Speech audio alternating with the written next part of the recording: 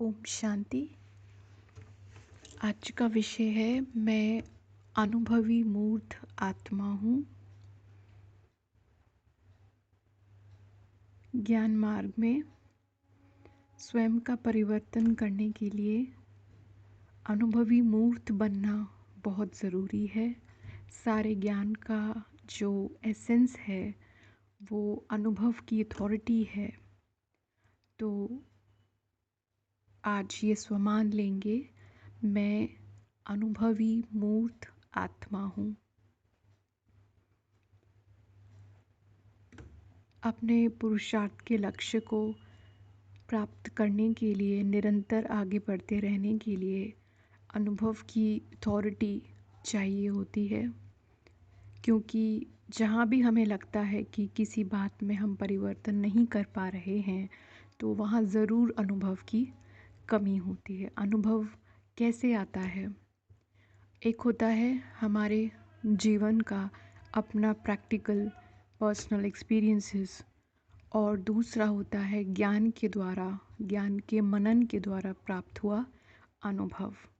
जब हम ज्ञान का मनन करते हैं तो जो ज्ञान सागर ने हमें ज्ञान दिया है वो मनन करने से अपने स्वयं की प्रॉपर्टी जैसे अनुभव होती है, तो वो एक्सपीरियंस हमारे अंदर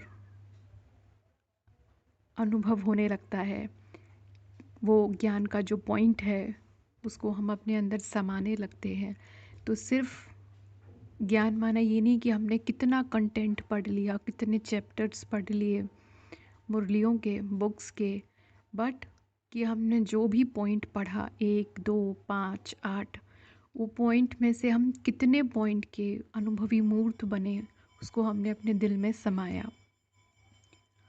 तो दिल में समाएंगे तो वो हमारे स्वरूप से फिर स्वरूप में आने लगेगा, हम धारण कर लेंगे तो वो प्रैक्टिकली फिर जीवन में दिखने लगेगा। तो ज्ञान और योग दोनों, क्योंकि सिर्फ ज्ञान ज्ञान तो वो बहुत दिमागी हो जाता है, बहुत मशीन जैसा, तो वो अहंकार को उत्पन्न करता है। तो दिल का प्यार भी ज़रूरी है। तो दोनों का मिक्स हमको चाहिए। तो जब हम कहते हैं, स्वमान लेते हैं मैं महावीर आत्मा हूँ, अचल अडोल स्थिर शूरवीर आत्मा हूँ, तो अनुभव के बिना महावीर नहीं बना जा सकता, पॉसिबल नहीं है। तो हर बात का ज्ञान बहुत ज़रूरी है। जैसे बाबा ने हमें ज्ञान दिया ना, ज्ञान सागर बाप ने हमको सृष्टि के आदि मध्य अंत का ये ज्ञान सुनाया जो किसी के पास नहीं, उनके सिवा 84 जन्मों की कहानी सुनाई। तो जहाँ कहीं भी हमें लगता है कि हम रुक रहे हैं, आगे नहीं बढ़ पा रहे हैं या परिवर्तन नहीं कर पा रहे हैं, तो उसका सीधा सीधा अर्थ है कि वहाँ कोई ज्ञान बिंदु है जो बुद्धि में अभी समाया नहीं है। समा जाएगा तो प्रकाश है ना, ज्ञान तो प्रकाश है, ज्ञान शक्ति है। तो वो प्रकाश भीतर जाएगा, अंधकार को समाप्त करेगा और शक्ति का रूप धारण कर लेगा, तो ज़रूर वो भीतर गया नहीं है। बाबा हमेशा कहते हैं कि सभी सभी नॉलेज तो दी है ना बाबा ने माया की नॉलेज दी है ना। तो माया जीत बनने के लिए विकारों की नॉलेज बहुत ज़रूरी है, बहुत ज़रूरी है। क्योंकि जिसके ऊपर विजय पानी है उस शत्रु को समझना ज़रूरी है। फिर विघ्न जीत बनना है तो विघ्नों की नॉलेज ज़रूरी है। सेवाधारी बनना है तो दुनिया की भी जानकारी ज़रूरी है। ये जो दुनिया है, जो बुद्धि से हमने किनारा किया पुरानी दुनिया का, लेकिन पुरानी दुनिया को ही हम नई दुनिया में परिवर्तन करते हैं, नर्क को स्वर्ग बनाते हैं ना। तो कोई नई नहीं क्रिएट करते, पुरानी को नया बनाते हैं श्रीमत पर। तो उस दुनिया की भी जानकारी ज़रूरी है सेवाओं करने के लिए। तो अनुभवी मूर्त बनना ये आगे बढ़ने की सीढ़ी है। बाबा समझाते हैं कि जैसे जब तुम कोई भी लौकिक वस्तु को देखते हो या किसी व्यक्ति को देखते हो तो क्या तुम्हें उसे अलौकिक स्वरूप से देखना आता है? तुम्हारी दृष्टि, वृत्ति, वाइब्रेशन, वायुमंडल, क्या तुम उसको लौकिक में रहते उसे अलौकिक स्वरूप से देख सकते हो? तो ये परिवर्तन करना आना चाहिए। जैसे मोबाइल है, तो मोबाइल पहले भी इस्तेमाल करते थे, अब भी करते हैं। तो अलौकिक स्वरूप क्या हुआ, जैसे किसी आत्मा को देखा, संबंधी को देखा, पड़ोसी को देखा, तो अब क्या अंतर आया।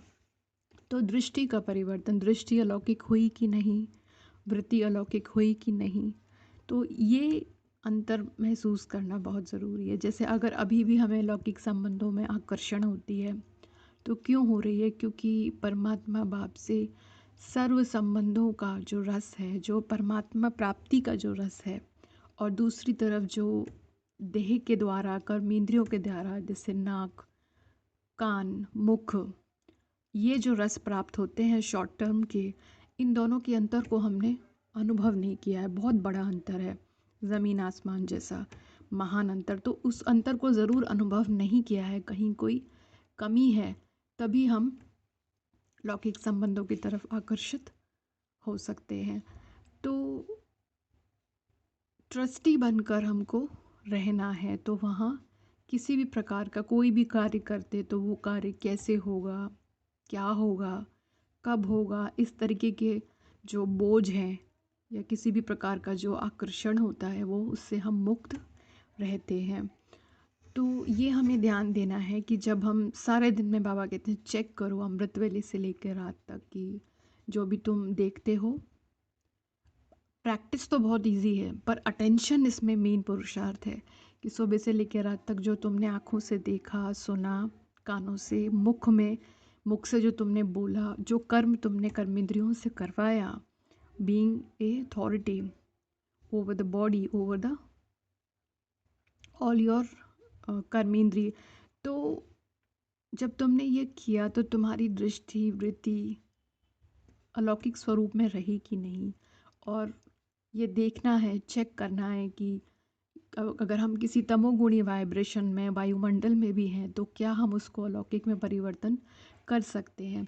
तो सार रूप में ये कह सकते हैं कि हमें कमल पुष्प समान अपने जीवन को व्यतीत करना है, कि कैसे जो कमल है कीचड़ में खिलता है ना, तो जो ये कीचड़ है उससे हमें डिटैच रहना है। ये बहुत इम्पोर्टेंट पुरुषार्थ है। तो ये हमें ध्यान रखना। ऐसी वृत्ति क्या है, लौकिक वृत्ति में क्या होता है, लौकिक वृत्ति में तो रीस होती है, ईर्ष्या होती है, घृणा होती है, तेरा मेरा ये सब होता है। और अलौकिक वृत्ति में शुभ भावना होती है, कल्याण की भावना होती है, शुद्ध प्रेम की भावना होती है। दृष्टि क्या है कि हम एक ही परमात्मा बाप की संतान, आपस में भाई भाई, अलौकिक भाई बहन। तो लौकिक में भी जब आप अपने भाई बहन या किसी के संपर्क में हैं, संबंधी हैं, रिश्तेदार हैं, तो भी जो स्मृति है वो यही रहे कि ये भी ब्रह्मा बाप की संतान है। बाप की तो संतान है ना, बस परिचय प्राप्त नहीं हुआ है, तो वही भाई बहन की जो रूहानी दृष्टि है वो होनी चाहिए, वृत्ति होनी चाहिए। और वायुमंडल को परिवर्तन करने की भी हमें वो क्षमता होनी चाहिए। तो ये इम्पोर्टेंट पुरुषार्थ है। और आज विशेष बाबा ने मुरली में कहा है, शरीर के भान को तोड़ने का अभ्यास हमको करना है। तो शरीर का भान तोड़ना तो बहुत बहुत इम्पोर्टेंट है, बहुत ज़रूरी है।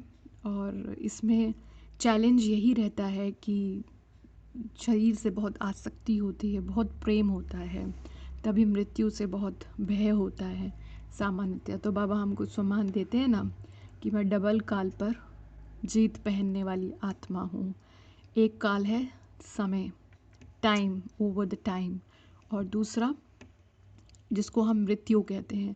पर थोड़ा सा हम विचार सागर मंथन करें कि मृत्यु एक्चुअली में किसकी हो रही है, मृत्यु है क्या चीज़, किसकी हो रही है, क्या हो रहा है, ये समझना बहुत ज़रूरी है।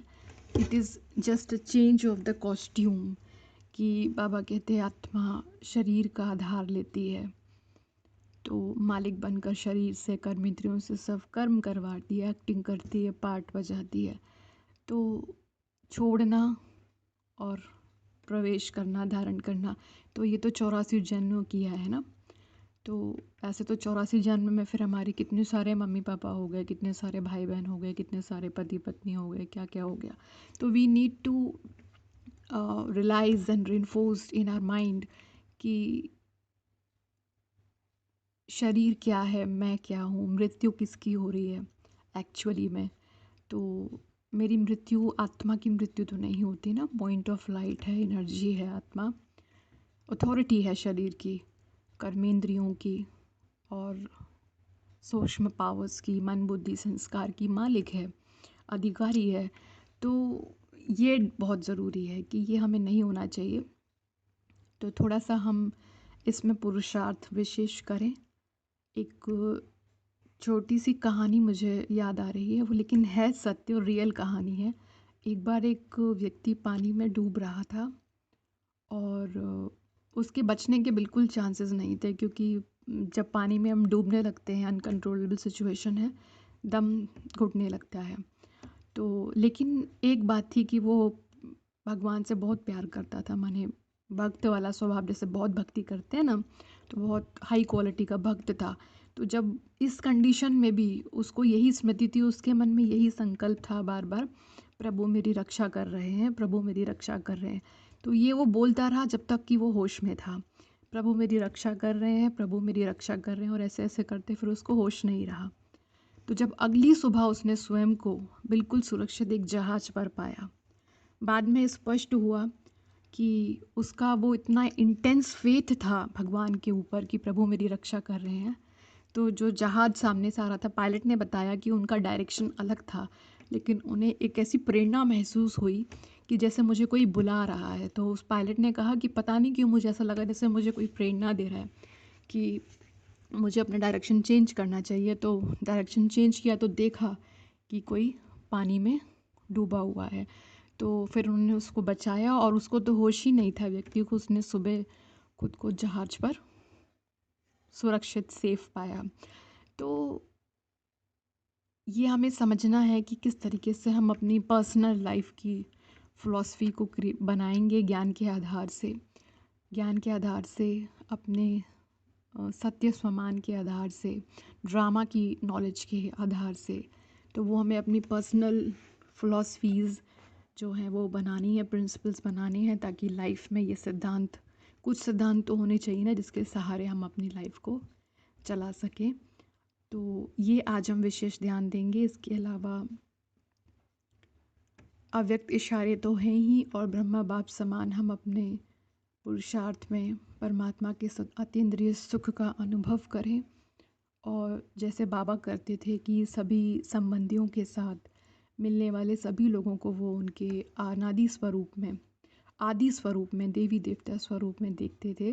तो बाबा यही कहते हैं कि हम जो मध्य के संस्कार हैं वो हमें किसी के नहीं देखने हैं, क्योंकि वो ओरिजिनल नहीं है।